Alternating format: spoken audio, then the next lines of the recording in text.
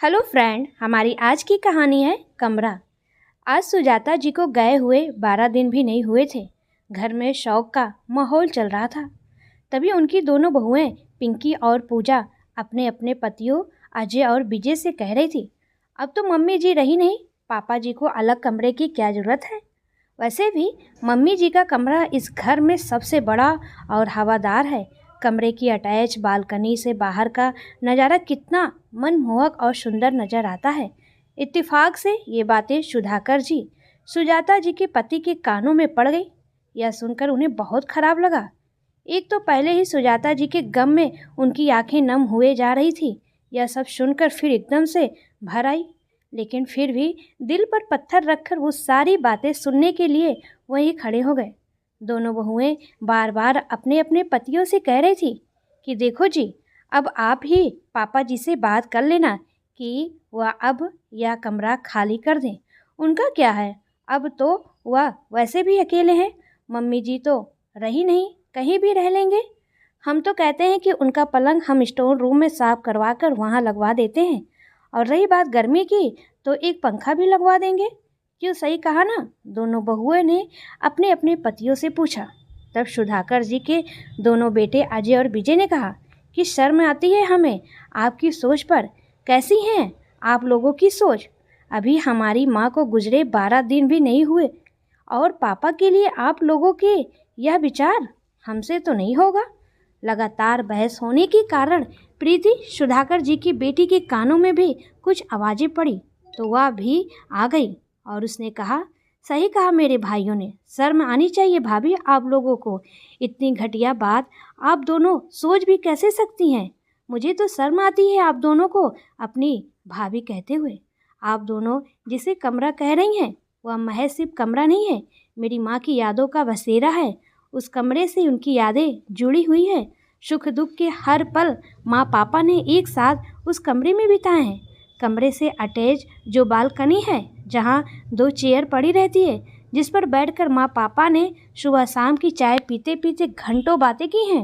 उस कमरे में उन्होंने जवानी से लेकर बुढ़ापे तक का सफ़र एक साथ बिताया नहीं बल्कि जिया है।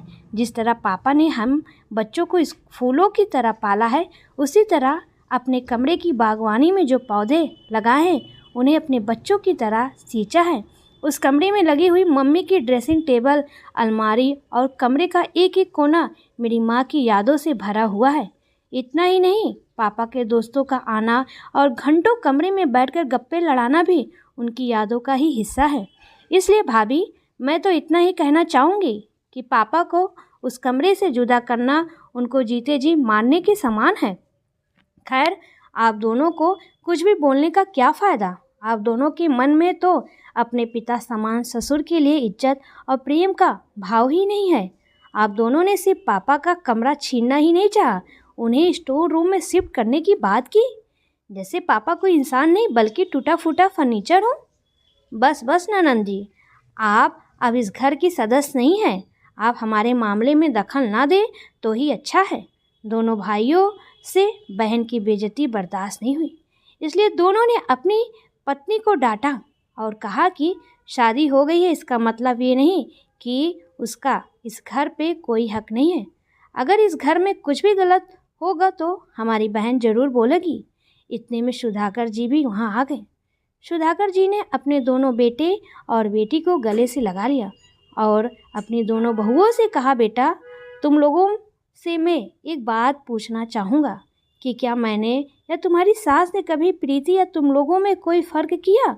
तो दोनों बहुओं में शर्मिंदा होते हुए नज़रें नीचे करके कहा, नहीं पापा। तब भी तुम दोनों के मन में मेरे लिए विचार सुनकर आज मेरे दिल को बहुत ठेस पहुंची है। मुझे बहुत दर्द हुआ है। तुम दोनों को कमरा ही चाहिए था तो एक बार बस मुझे बोलती, मैं वो कमरा तुम्हें खुशी खुशी दे देता।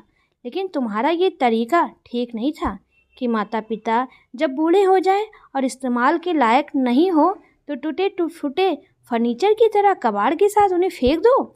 आज मैं तुम दोनों से पूछता हूँ कि कल को जब तुम्हारी भाभी तुम्हारे माता पिता के साथ ऐसा व्यवहार करे तो क्या तुम्हें बुरा नहीं लगेगा? और तुम दोनों अपनी भाभी के बीच में नहीं बोलोगी क्या? इसलिए प्रीति को भी बोलने का पूरा हक है। तुम दोनों इसके लिए उसे बेइज्जत नहीं कर सकती। एक बात और कहना चाहूँगा कि हम जैसा बीज बोते हैं वैसा ही काटते हैं। आज जो तुम करोगे कल तुम्हारे साथ भी वैसा ही होगा। जो आज हमारा है कल तुम्हारा होगा।